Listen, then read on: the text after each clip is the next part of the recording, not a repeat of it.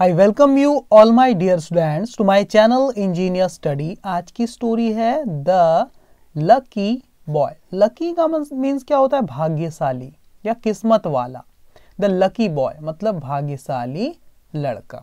ठीक है, रीडिंग करेंगे, ट्रांसलेशन करेंगे, काफ़ी सारे न्यू वर्ड, हार्ड वर्ड्स आपको सीखने मिलेंगे। ग्रामर भी पता चलेगी, कौन सी वर्ब की कैसी फॉर्म चेंज होती है, ये सारी चीज़ें। स्ट्रक्चर भी आपको सीखने को मिलेंगे, सब्जेक्ट फिर वर्ब, उसका ऑब्जेक्ट, किसी वर्ब के बाद और डायरेक्ट ऑब्जेक्ट लिख पाते हैं, कई बार नहीं लिख पाते, वो सारी चीज़ें स्ट्रक्चर उसी को कहते हैं, वो आपको सीखने को मिलेगा। ठीक है, यहाँ से स्टार्ट करते हैं। ओके, क्या है देखो, वंस एक बार there lived a poor couple. Couple का मतलब क्या होता है? जोड़ा। हस्बैंड और वाइफ का जो जोड़ा होता है, पेयर होता है, उसको बोलते हैं कपल। ठीक है, एक वर्ड सीखने को मिला। देयर लिव्ड मतलब रहता था, अ पुअर मतलब एक गरीब, कपल यानी जोड़ा। एक बार की बात है, एक गरीब जोड़ा रहता था, गरीब हस्बैंड और वाइफ रहते थे, पति पत्नी। Who had a baby boy. Who had मतलब जिनका था या जिनके पास था। क्या था जिनका? एक बेबी बॉय था, मतलब बच्चा। कौन सा बच्चा? बच्चा मतलब क्या था? एक लड़का था, छोटा सा बच्चा, लड़का था, एक बेबी बॉय, है ना। No one in the village would agree to be his godfather except a poor old man. No one मतलब कोई नहीं, in the village मतलब गांव में, गांव में कोई भी नहीं था। would agree मतलब सहमत, कोई भी सहमत नहीं हुआ, गांव में कोई भी तैयार नहीं हुआ, सहमत नहीं हुआ, है ना। टू बी मतलब होने के लिए, क्या होने के लिए? हिज यानी उसका, ये जो बेबी बॉय था, छोटा बच्चा था, जो लड़का है ना, उसका गॉड फादर मतलब गुरु, क्योंकि वो गरीब फैमिली का बच्चा था, है ना, एक पुअर कपल का वो बच्चा था, बेबी बॉय। तो उस गांव में कोई भी सहमत नहीं हुआ, तैयार नहीं हुआ उसका गुरु बनने के लिए, उसका टीचर बनने के लिए। ठीक है, except a poor old man. Except मतलब के अलावा, किसके अलावा? अ पुअर एक गरीब, ओल्ड यानी बूढ़े, मैन यानी आदमी, एक गरीब बूढ़े आदमी को छोड़ के, एक गरीब बूढ़े आदमी ने उस बच्चे का गॉडफादर यानी गुरु बनने का के लिए वो तैयार हो गए, बाकी कोई तैयार नहीं हुआ। ठीक है, एज अ गिफ्ट मतलब इनाम के तौर पे, द ओल्ड मैन उस बूढ़े आदमी ने, गेव मतलब दिया, गिव यानी होता है देना, गिव यानी कि दिया, गिव दिया किसको? द बॉयज फादर उस लड़के के पिता को।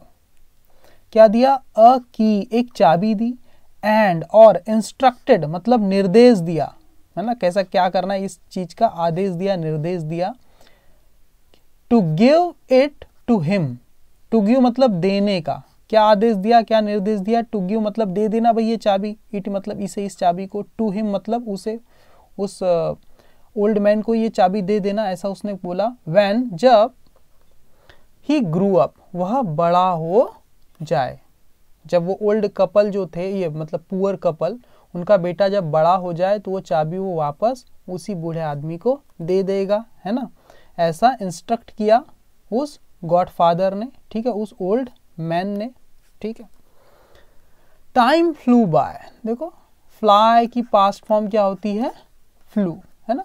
तो टाइम फ्लू बाय का मतलब होता है समय तेजी से बीता। The father gave the boy, the father उस पिता ने, गेव यानी दिया, गिव यानी होता है देना, गेव दिया, द बॉय उस लड़के को, अपने बेटे को, द की वह चाबी दे दिया, क्योंकि लड़का बड़ा हो गया था। एंड टोल्ड और कहा, देखो टेल यानी होता है कहना, उसी की पास्ट फॉर्म है टोल्ड, हिम यानी उसे, उसे कहा, क्या कहा? टू फाइंड अ कैसल ढूंढने को कहा, टू फाइंड यानी तलाश करना है, ढूंढना, अ कैसल एक किला, एक किले को तलाश करने को कहा। बाय अ माउंटेन एक पर्वत के पास या बाजू में, एक पर्वत के पास कोई किला है, उसको ढूंढने के लिए कहा। द बॉय सेट आउट मतलब वो लड़का निकल पड़ा, है ना। इन सर्च ऑफ मतलब होता है की खोज में, इन सर्च ऑफ मतलब की खोज में, किसकी खोज में? द कैसल उस किले की खोज में। ठीक है, the boy set out in search of the castle, वो लड़का निकल पड़ा उस किले की खोज में। एंड डिस्पाइट मैनी डिफिकल्टीज, और डिस्पाइट मतलब के बावजूद, किसके बावजूद, मैनी यानी कई, डिफिकल्टीज यानी मुश्किलों, कई मुश्किलों के बावजूद ही फाउंड इट, उसने पा लिया, इट मतलब इसे, उस कैसल को तलाश लिया, खोज लिया। फाइंड यानी होता है पाना, उसी की पास्ट फॉर्म है फाउंड, प्राप्त कर लिया, ढूंढ लिया, तलाश लिया, ठीक है ना। काफी मुश्किलों के बाद भी उसने उस किले को खोज लिया उस लड़के ने, है ना, जो कि अब बड़ा हो चुका था। ही ओपन्ड द डोर, उसने खोला वो दरवाजा, टू द कैसल, उस किले का, क्योंकि चाबी उसके पास थी, है ना, उस किले का उसने दरवाजा खोला। फाइनली, और फिर क्या हुआ, एक, फाइनली मतलब अच्छी तरह से, अच्छे से, एक अच्छे, ड्रेस्ड मतलब कपड़े पहने हुए, या फाइनली ड्रेस्ड मतलब एक अच्छे कपड़े पहने हुए, ओल्ड मैन मतलब बूढ़े आदमी ने, ग्रीटेड, ग्रीट यानी होता है स्वागत करना, ग्रीटेड मतलब होता है स्वागत किया, हिम यानी उसका वेलकम किया, स्वागत किया, विद ओपन आर्म्स मतलब बाहें फैलाकर। A finely dressed old man greeted him with open arms, एक अच्छे कपड़े पहने हुए एक बूढ़े आदमी ने उसका स्वागत किया बाहें फैलाकर, बिल्कुल। He was the boy's godfather, he was वह था, कौन था वो, the boys उस लड़के का, गॉडफादर यानी गुरु, जो बचपन में जो गुरु मिला था ना उसे गॉडफादर, वही था ये, ठीक है। He was a rich lord, he was वह था, एक धनी स्वामी था, लॉर्ड मतलब स्वामी था, एक अच्छा व्यक्ति था।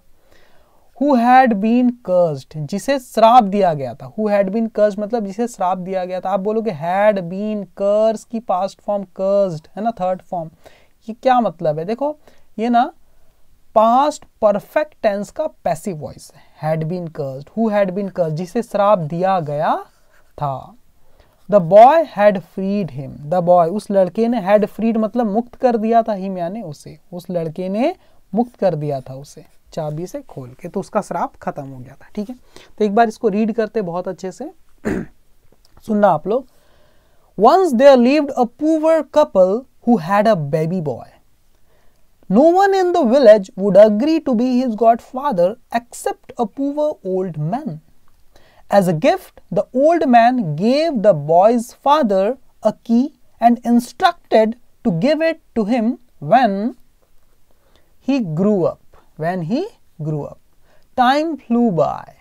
The father gave the boy the key and told him to find a castle by a mountain. The boy set out in search of the castle, and despite many difficulties, he found it. He opened the door to the castle. A finely dressed, देखो, a finely dressed old man greeted him with open arms. He was the boy's godfather.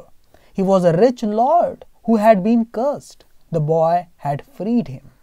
ठीक है, तो कैसी लगी story comment करके मुझे जरूर बताना। आप भी रीड करना, कमेंट मतलब डिस्क्रिप्शन में मैं पूरी की पूरी स्टोरी दे दूंगा, वहां से आप इसे खुद से रीड करके ट्रांसलेट करने की कोशिश करना। Thank you very much my dear student.